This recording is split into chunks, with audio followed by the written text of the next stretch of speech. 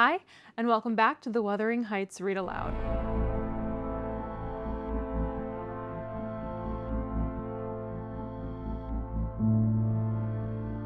Last week, Cathy died, and that's where we are now. Chapter 17. That Friday made the last of our fine days for a month. In the evening, the weather broke. The wind shifted from south to northeast and brought rain first, and then sleet and snow. On the morrow, one could hardly imagine that there had been 3 weeks of summer. The primroses and crocuses were hidden under wintry drifts, the larks were silent, the young leaves of the early trees smitten and blackened. And dreary and chill and dismal that morrow did creep over. My master kept his room.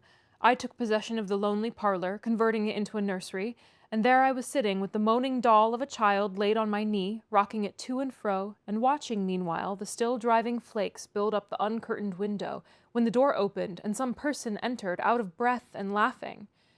My anger was greater than my astonishment for a minute. I supposed it one of the maids, and I cried, "Have done! How dare you show your giddiness here? What would Mr. Linton say if he heard you?" "Excuse me," answered a familiar voice, "but I know Edgar is in bed, and I cannot stop myself." With that, the speaker came forward to the fire, panting and holding her hand to her side. "I have run the whole way from Wuthering Heights," she continued after a pause, "except where I've flown. I couldn't count the number of falls I've had. Oh, I'm aching all over. Don't be alarmed. There shall be an explanation as soon as I can give it, only just have the goodness to step out and order the carriage to take me on to Gimmerton, and tell a servant to seek up a few clothes in my wardrobe." The intruder was Mrs. Heathcliff. She certainly seemed in no laughing predicament, her hair streaming on her shoulders, dripping with snow and water. She was dressed in the girlish dress she commonly wore, befitting her age more than her position, a low frock with short sleeves and nothing on either head or neck. The frock was of light silk and clung to her with wet, and her feet were protected merely by thin slippers. Add to this a deep cut under one ear, which only the cold prevented from bleeding profusely, a white face scratched and bruised, and a frame hardly able to support itself through fatigue. And you may fancy my first fright was not much allayed when I had leisure to examine her. "My dear young lady," I exclaimed, "I'll stir nowhere and hear nothing till you have removed every article of your clothes and put on dry things, and certainly you shall not go to Gimmerton tonight, so it is needless to order the carriage." "Certainly I shall," she said, "walking or riding, yet I've no objection to dress myself decently. And, see how it flows down my neck now. The fire does make it smart." She insisted on my fulfilling her directions before she would let me touch her, and not till after the coachman had been instructed to get ready and a maid set to pack up some necessary attire did I obtain her consent for binding the wound and helping to change her garments. "Now, Ellen," she said, when my task was finished and she was seated in an easy chair on the hearth with a cup of tea before her, "you sit down opposite me and put poor Catherine's baby away. I don't like to see it. You mustn't think I care little for Catherine because I behaved so foolishly on entering. I've cried, too, bitterly, yes, more than anyone else has reason to cry. We parted unreconciled, you remember, and I shan't forgive myself. But for all that, I was not going to sympathize with him. The brute beast! Oh, give me the poker. This is the last thing I have about me." She slipped the gold ring from her third finger and threw it on the floor. "I'll smash it," she continued, striking it with childish spite, "and then I'll burn it." And she took and dropped the misused article among the coals. "There, he shall buy another if he gets me back again. He'd be capable of coming to seek me, to tease Edgar. I dare not stay, lest that notion should possess his wicked heart. And besides, Edgar has not been kind, has he? And I won't come suing for his assistance, nor will I bring him into more trouble. Necessity compelled me to seek shelter here, though if I had not learnt he was out of the way, I'd have halted at the kitchen, washed my face, warmed myself, got you to bring what I wanted, and departed again to anywhere out of reach of of that incarnate goblin. Ah, he was in such a fury. If he had caught me! It's a pity Earnshaw is not his match in strength. I wouldn't have run till I'd seen him all but demolished had Hindley been able to do it." "Well, don't talk so fast, miss," I interrupted. "You'll disorder the handkerchief I have tied around your face and make the cut bleed again. Drink your tea and take breath and give over laughing. Laughter is sadly out of place under this roof and in your condition." "An undeniable truth," she replied. "Listen to that child. It maintains a constant wail. Send it out of my hearing for an hour. I shan't stay any longer."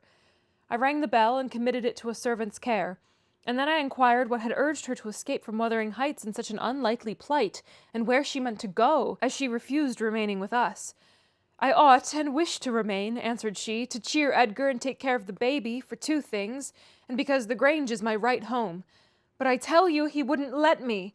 Do you think he could bear to see me grow fat and merry, and could bear to think that we were tranquil, and not resolve on poisoning our comfort? Now I have the satisfaction of being sure that he detests me to the point of its annoying him seriously to have me within earshot or eyesight.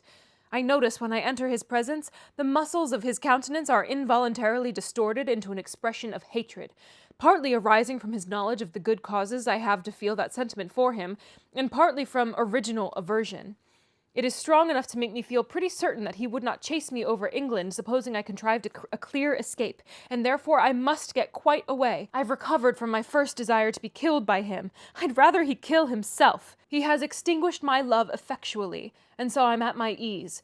I can recollect yet how I loved him, and can dimly imagine that I could still be loving him if... No, no, even if he had doted on me, the devilish nature would have revealed its existence somehow.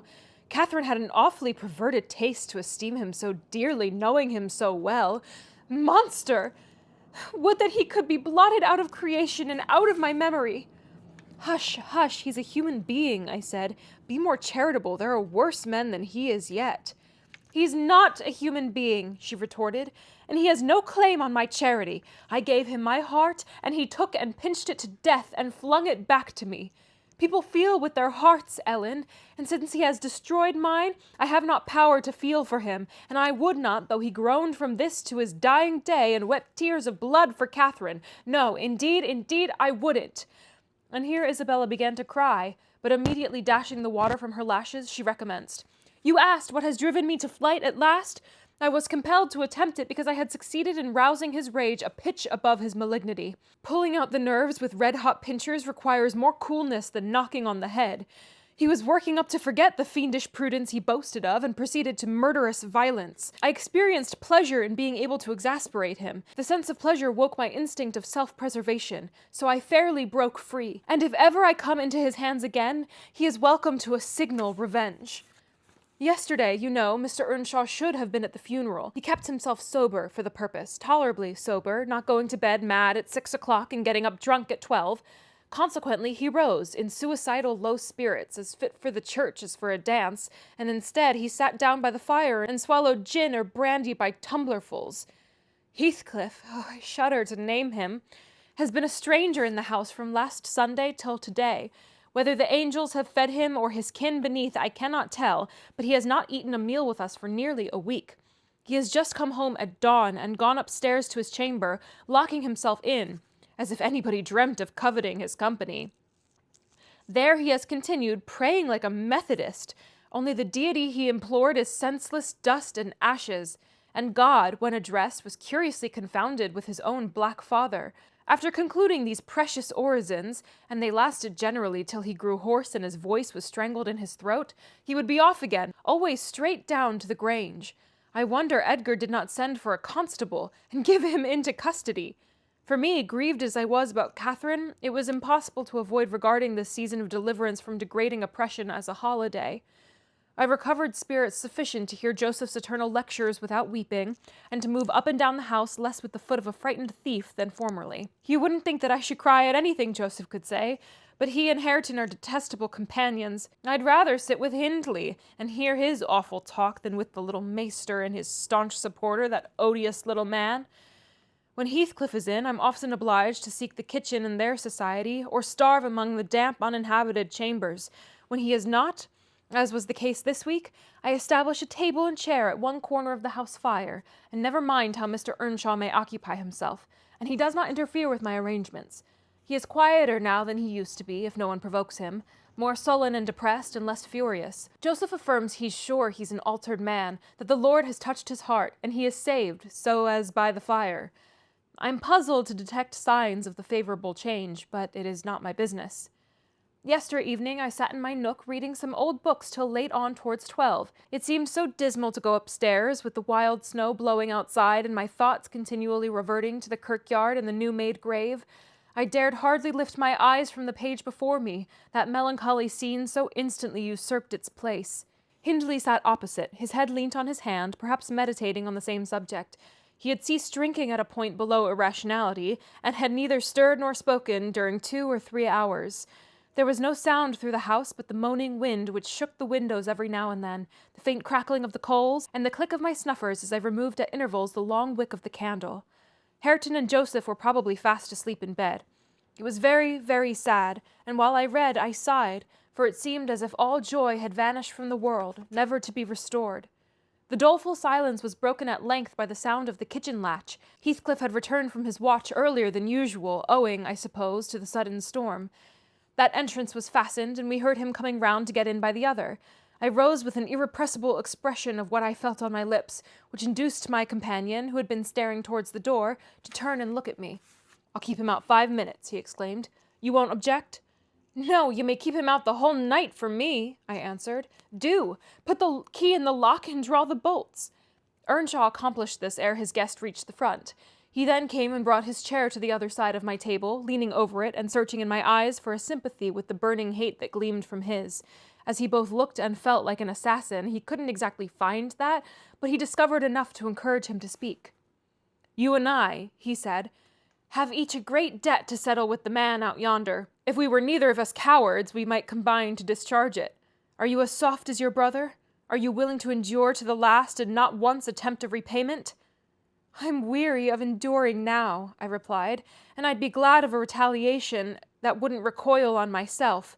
But treachery and violence are spears pointed at both ends. They wound those who resort to them, worse than their enemies." "Treachery and violence are a just return for treachery and violence," cried Hindley. "Mrs. Heathcliff, I'll ask you to do nothing but sit still and be dumb. Tell me now, can you? I'm sure you would have as much pleasure as I in witnessing the conclusion of the fiend's existence. He'll be your death unless you overreach him, and he'll be my ruin. Damn the hellish villain! He knocks at the door as if he were master here already.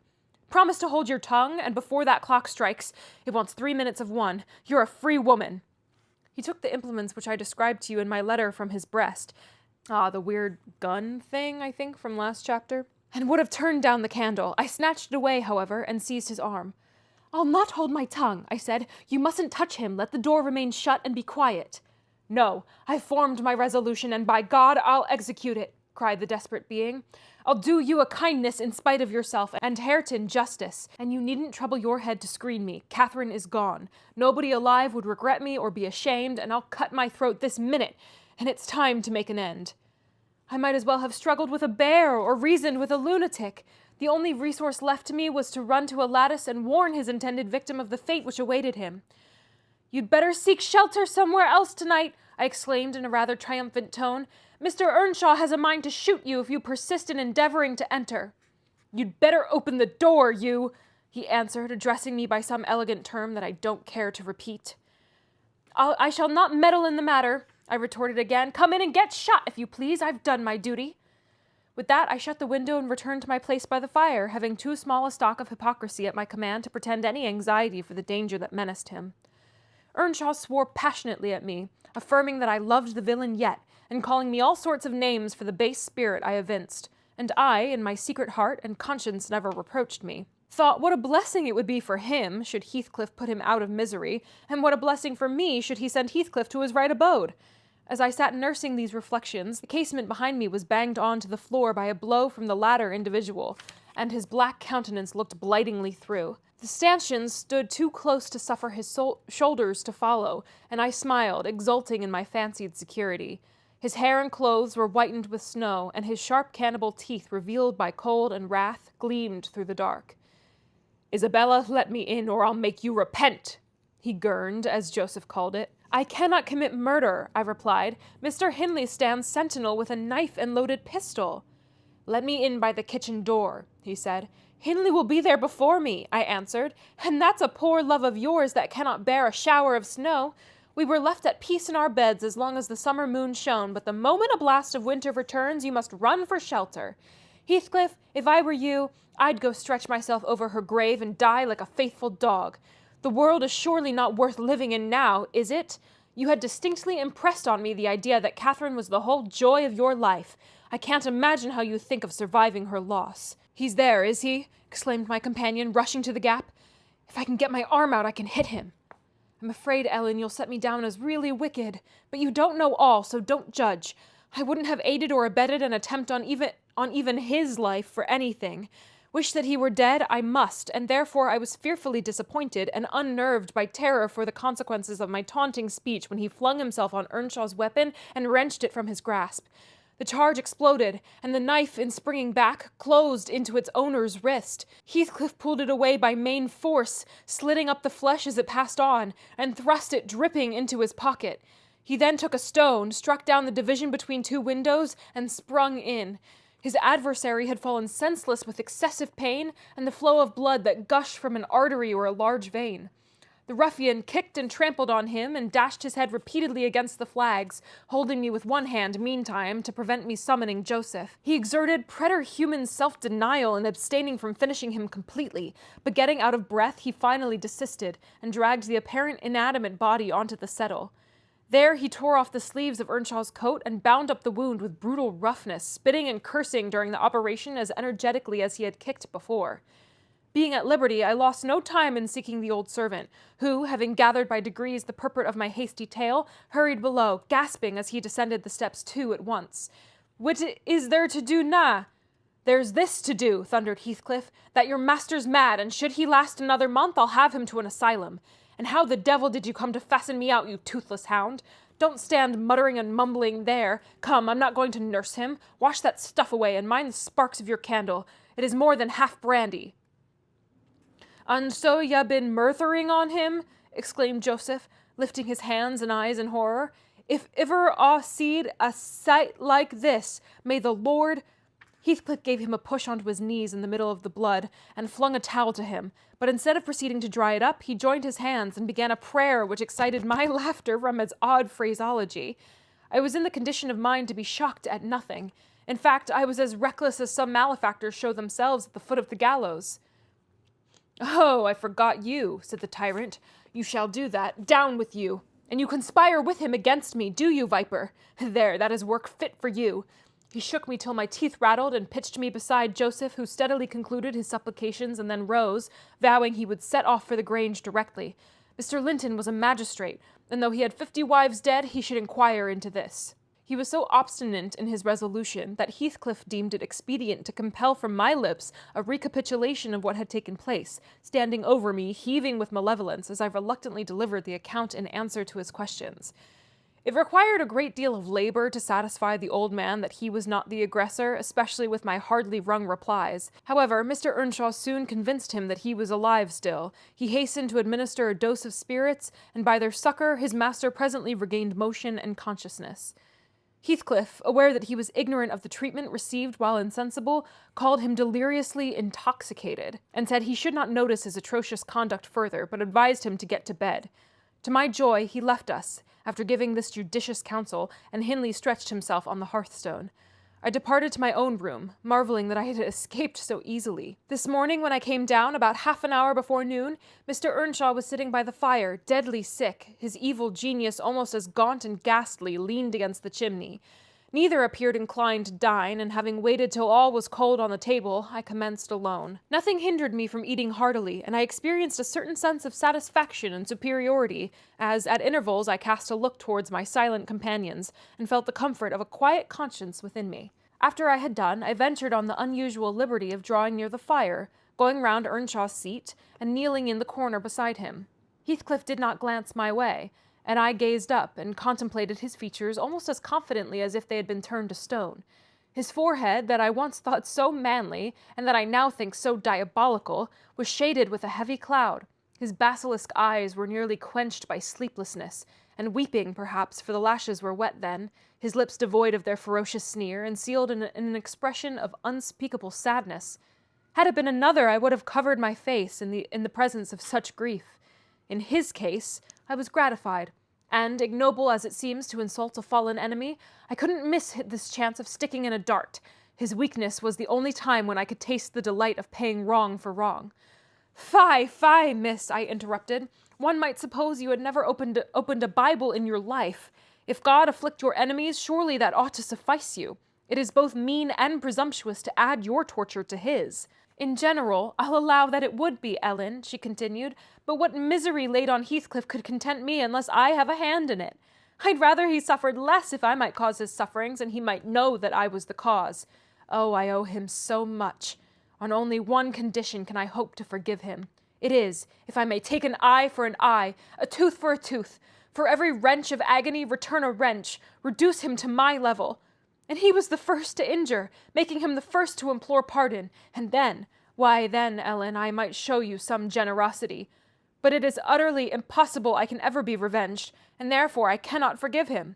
Hindley wanted some water, and I handed him a glass, and I asked him how he was. Not as ill as I wish, he replied, but leaving out my arm, every inch of me is as sore as if I'd been fighting with a legion of imps. Yes, no wonder, was my next remark. Catherine used to boast that she stood between you and bodily harm. She meant that certain persons would not hurt you for fear of offending her. It's well people don't really rise from the grave, or last night she might have witnessed a repulsive scene. Are not you bruised and cut over your chest and shoulders?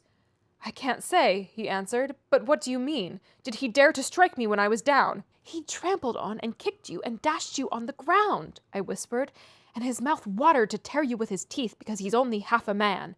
Not so much. Mr. Earnshaw looked up, like me, to the countenance of our mutual foe, who, absorbed in his anguish, seemed insensible to anything around him. The longer he stood, the plainer his reflections revealed their blackness through his features. Oh, if God would but give me strength to strangle him in my last agony, I'd go to hell with joy, groaned the impatient man, writhing to rise and sinking back in despair, convinced of his inadequacy for the struggle. Nay, it's enough that he has murdered one of you, I observed aloud. At the Grange, everyone knows your sister would have been living now had it not been for Mr. Heathcliff. After all, it is preferable to be hated than loved by him. When I recollect how happy we were, how happy Catherine was before he came, I'm fit to curse the day.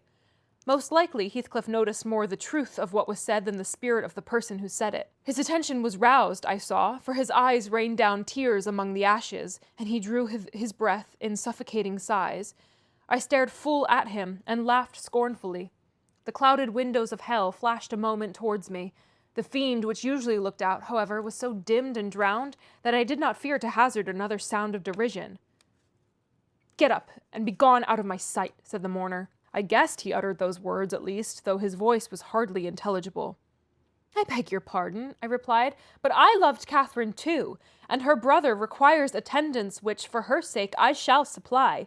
Now that she's dead, I see her in Hindley. Hindley has exactly her eyes, if you had not tried to gouge them out and made them black and red, and her— Get up, wretched idiot, before I stamp you to death," he cried, making a movement that caused me to make one also. "But then," I continued, holding myself ready to flee, "if poor Catherine had trusted you and assumed the ridiculous, contemptible, degrading title of Mrs. Heathcliff, she would soon have presented a similar picture.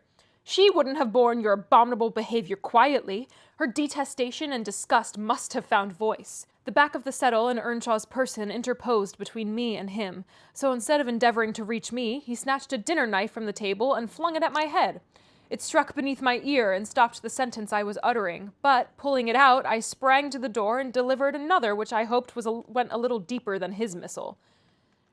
Oh, nice, so they're throwing knives at each other. The last glimpse I caught of him was a furious rush on his part, checked by the embrace of his host, and both fell locked together on the hearth. In my flight through the kitchen, I bid Joseph speed to his master.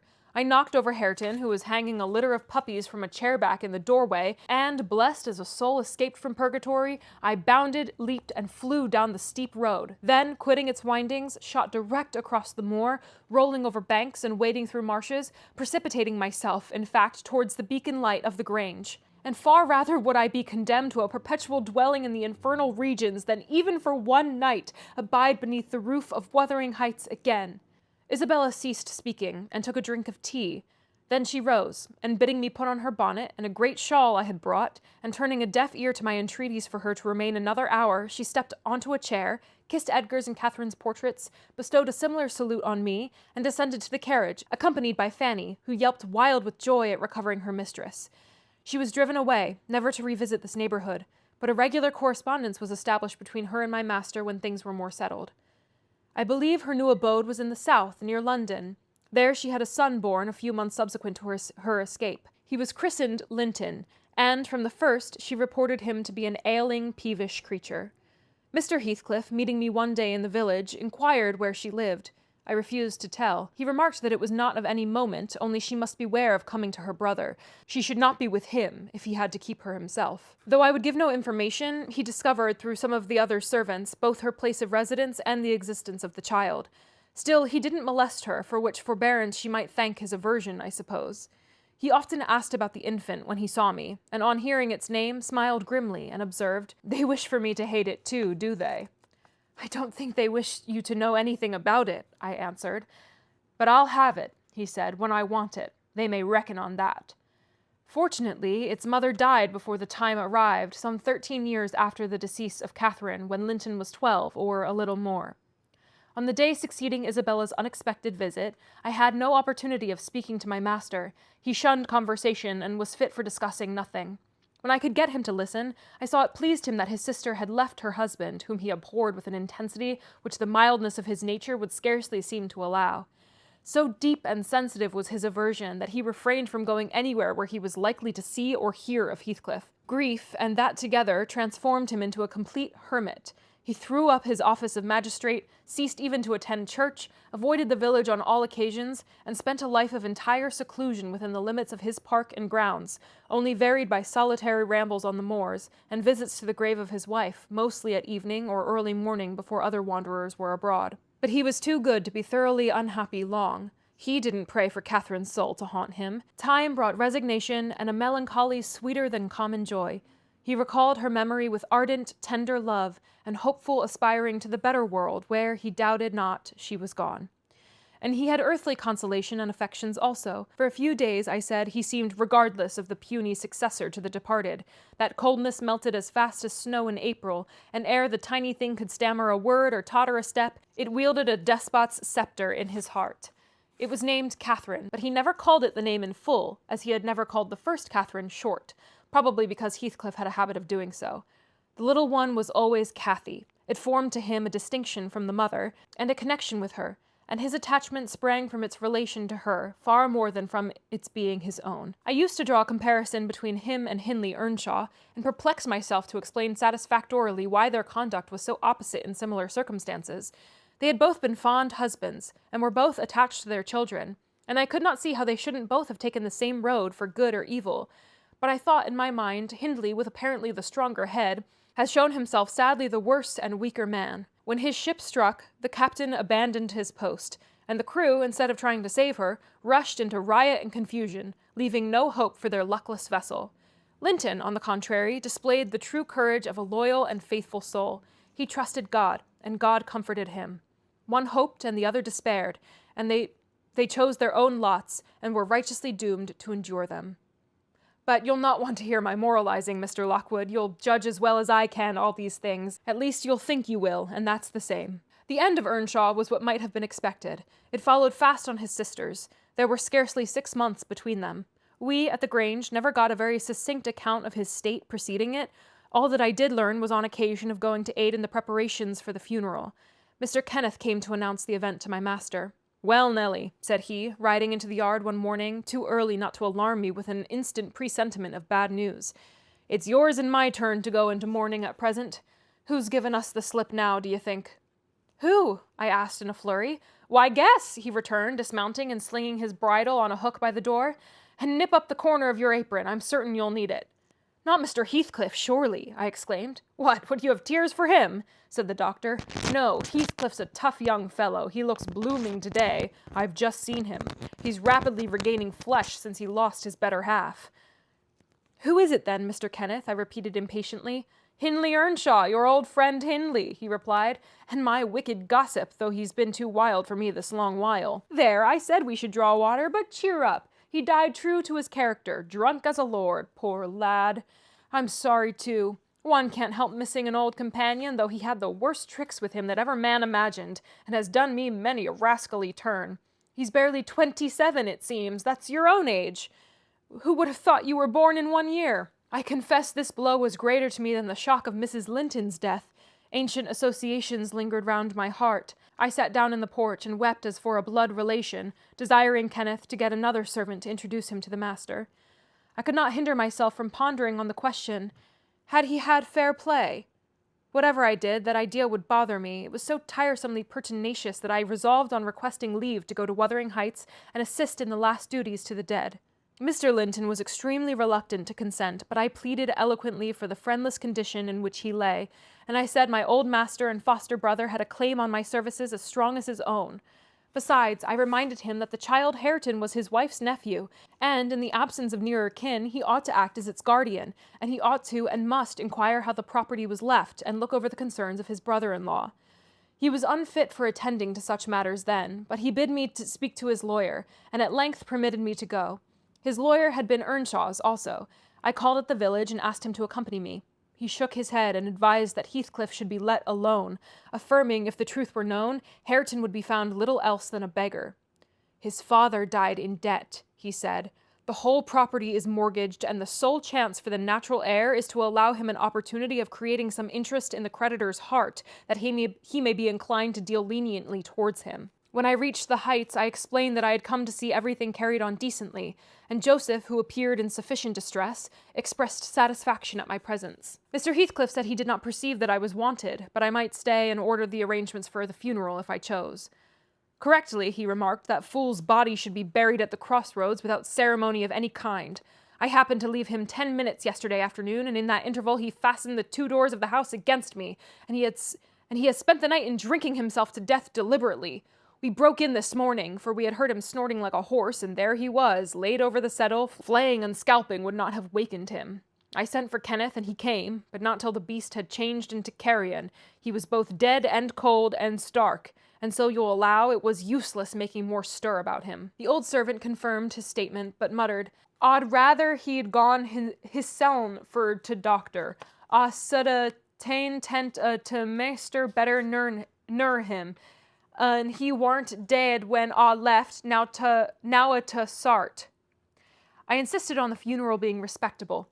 Mr. Heathcliff said I might have my own way there too, only he desired me to remember that the money for the whole affair came out of his pocket. He maintained a hard, careless deportment, indicative of neither joy nor sorrow. If anything, it expressed a flinty gratification at a piece of difficult work successfully executed. I observed once, indeed, something like exultation in his aspect. It was just when the people were bearing the coffin from the house. He had the hypocrisy to represent a mourner, and previous to following with Hareton, he lifted the unfortunate child onto the table and muttered with peculiar gusto, Now, my bonny lad, you are mine, and we'll see if one tree won't grow as crooked as another with the same wind to twist it. The unsuspecting thing was pleased at this speech. He played with Heathcliff's whiskers and stroked his cheek, but I divined its meaning, and observed tartly, That boy must go back with me to Thrushcross Grange, sir. There is nothing in the world less yours than he is. Does Linton say so? He demanded. Of course, he has ordered me to take him, I replied. Well, said the scoundrel, we'll not argue the subject now, but I have a fancy to try my hand at rearing a young one, so intimate to your master that I must supply the place of this with my own if he attempt to remove it. I don't engage to let Hareton go undisputed, but I'll be pretty sure to make the other come. Remember to tell him. This hint was enough to bind our hands. I repeated its substance on my return, and Edgar Linton, little interested at the commencement, spoke no more of interfering. I'm not aware that he could have done it to any purpose, had he been ever so willing. The guest was now the master of Wuthering Heights. He held firm possession, and proved to the attorney, who, in his turn, proved it to Mr. Linton, that Earnshaw had mortgaged every yard of land he owned, for cash to supply his mania for gaming, and he, Heathcliff, was the mortgagee. In that manner, Hareton, who should now be the first gentleman in the neighbourhood, was reduced to a state of complete dependence on his father's inveterate enemy, and lives in his own house as a servant, deprived of the advantages of wages, and quite unable to right himself because of his friendlessness and his ignorance that he has been wronged. And that's the end of chapter 17. Oof, that was a really long one. Okay, so we learned a couple things in that chapter. We learned that Isabella fled Heathcliff. Thank goodness. It didn't seem like she was married to him and under his jurisdiction in his house for too long. Thank goodness. But she did have a child who she named Linton. I don't know if that's the first name or the last name that she named him. Maybe, I think first, because I guess he would be named Linton Heathcliff. I'm sure I'm sure we're gonna come across him soon. And we learned that Isabella died when her son Linton, oh my gosh, why is everyone named? Why is everyone named after each other? It makes this very difficult. And we learned that Isabella died when her son Linton was 12 or 13 years old. We also learned that Hindley died from drinking, from foul play, unclear, but Hindley is also gone, and Hareton, his son, is destitute because of Hindley's drinking and gambling habit. And now Mr. Heathcliff owns Wuthering Heights and treats Hareton as a servant in his own house.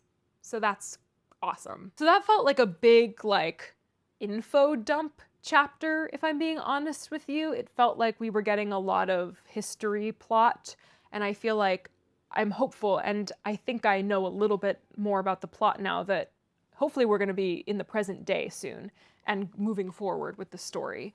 We are over halfway done. This is where we're at in the book. So yeah, we're chugging along. We still have about a little over a third of the book left. So we're kind of expanding the cast of characters. We have young Cathy, we have young Linton Heathcliff, we have Hareton, we still have Mr. Heathcliff, we have Nellie, and we have... No, I think Edgar Linton, I don't think he's still alive. In the present day, he has passed on as well. Oh my gosh, it's been so long that I've been reading this book that I'm forgetting some of the earlier details. But yes, of course, because we know that Mr. Heathcliff owns the Grange where Mr. Lockwood is staying, so of course Linton is gone. Okay. Whew. Hard to keep everybody straight here. So I don't feel like I have too many emotional reactions to this chapter. It was kind of an exhausting chapter to read, and, you know, the violence that was depicted, and just... I'm glad Isabella got out of there. I shudder to think of the fact that she was pregnant at all, and enduring that household. So glad she was able to live on her own and raise her child. And I'm very curious to hear how that child turned out, the child of Isabella and Heathcliff. I'm very intrigued what Linton Heathcliff is going to be like. They said he was sickly and peevish, but I guess we'll see what he's like as an adult. Also very interested and concerned to hear how Cathy Linton, turns out and what she is like, and I'm excited to hear more about her.